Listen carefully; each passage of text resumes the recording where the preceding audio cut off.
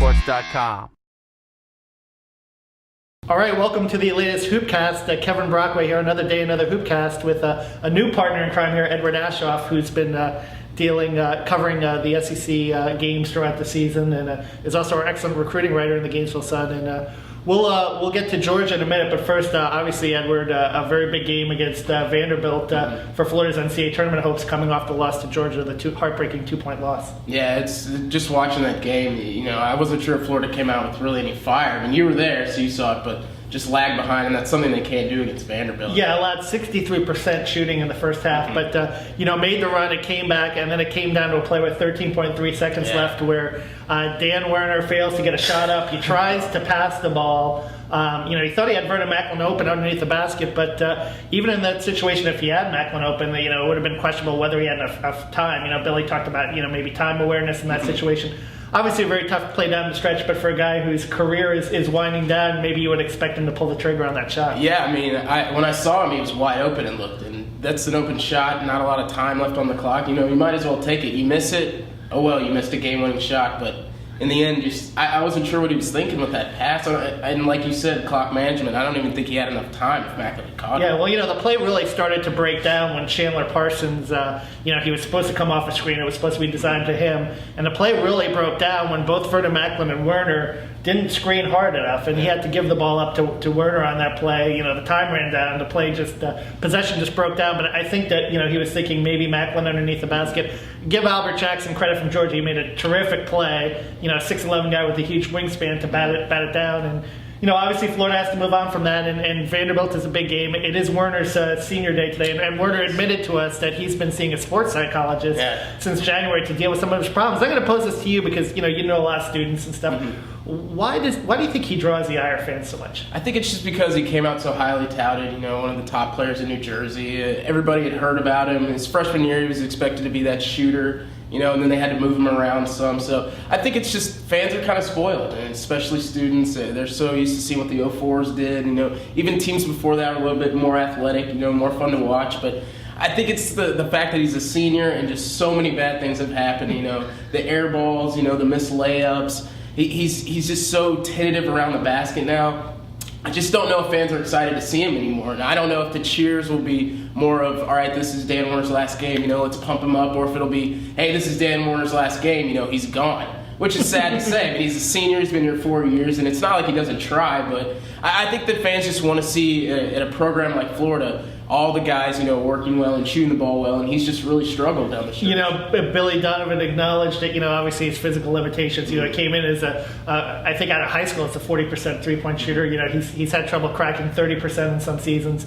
But, Billy talked about, one of the hardest, smartest players he's ever coached, a good help defender. There's some things that Dan Werner maybe brings to the table that people don't see. But obviously this is a very critical game for Florida now. To get to 10 wins in the SEC, I think Edward is really important and really critical to their NCAA tournament hopes. And, if you lose this game, then you go into Kentucky at Rupp Arena, and that's just really tough. Kentucky hasn't lost at Rupp all season, so this is really a game that they have to have. Yeah, I think so, and it's one of those games where they have to come out on fire. I mean, they can't play like they played against Georgia early. Getting down to Vanderbilt is not the same as getting down to Georgia. I mean, they were able to come back. They tied the game, but I don't think they can do that against a team that I think is even more athletic than they are. And, the play down low is going to be key. Macklin struggled against Georgia, and Alex Tice, he didn't even score. Yeah. And that they can't have that. They're going to play a guy in A.J. Ogilvy who's just, he's averaging just under 14 points, but he's a guy who could just get 20 just like that. He crashes the boards. I think the one thing that Florida could look out for is Vanderbilt doesn't rebound offensively too well. I think they're only rebounding 11 per game on the offensive glass. So if Florida can control that, move the offense around, and maybe they might get in a little bit of a mismatch with, Beal out there or Taylor, but, just work their game. If they have to, if Vanderbilt's going to try and slow them down, work theirs, maybe do a little press. I don't know. Something to ignite maybe the crowd and just excite them on their last home game. Yeah, and Vandy gets to the free throw line, I think, like 35 times a game. They're just big physical. They have a whole bunch of guys that they bring in there. They have no issues with regards to fouling because they feel like that they have enough guys that can get in. Other than Ogilvy, obviously they want to keep out of foul trouble. Now, he had 24 in the first meeting, and he managed to get Vernon Macklin and Eric Murphy to both foul out in that game. And that was all the way back in January. It seems like a long time ago, like a century ago, but it actually was their first SEC game, and Vanderbilt has gained a lot of confidence since then. So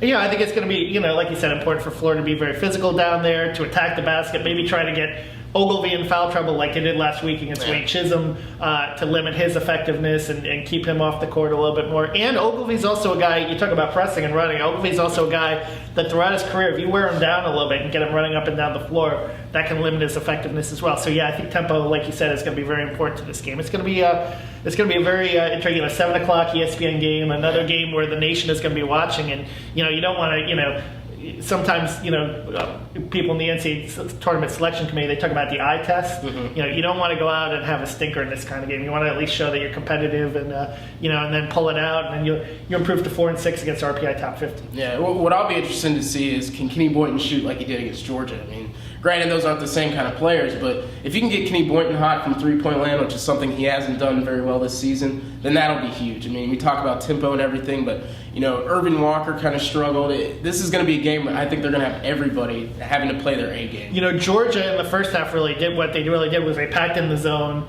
and they said, they made Florida try to, beat them from outside. And, Boynton was effective. Chandler Parsons hit them threes early on. I think they were 6 from 15 from three-point range in the first half, but they didn't do well enough inside to kind of counterbalance that. They're going to need a little bit more balance from both front court and back court. And obviously, if you can get Kenny Boynton and Irving Walker hot at the same time, then you have a little something there. And they both did in the first meeting against Vandy.